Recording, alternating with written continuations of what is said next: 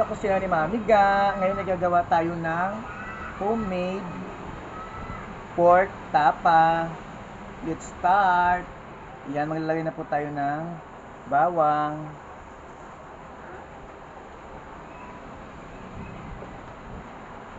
Then, maglalagay na po tayo ng 2 tablespoon na paminta.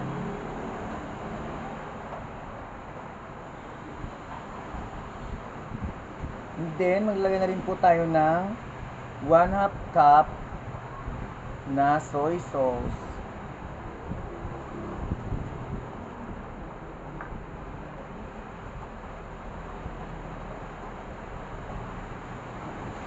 At maglagay na rin tayo ng dato puti vinegar. 1/2 cup din siya. Yan. And then, isunod na rin po natin ang ating Sprite. 1/2 cup na Sprite. Ayan. And then, maglalagay na rin po tayo ng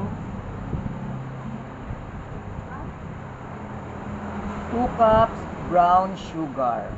1.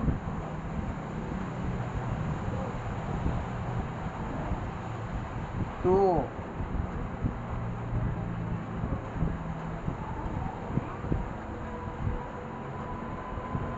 Maglalagay na rin tayo ng 1 tablespoon na magic sarap.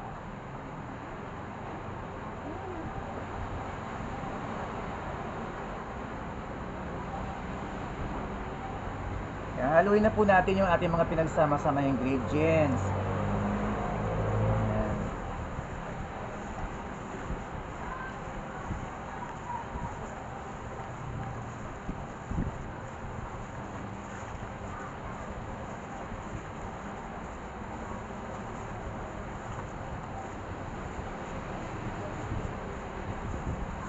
Ayan, nahalo na po natin ang ating homemade pork tapa.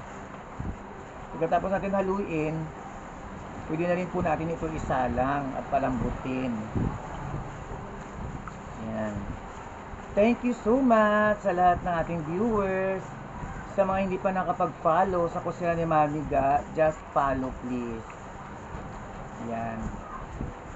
See you tomorrow for the next videos. Bye!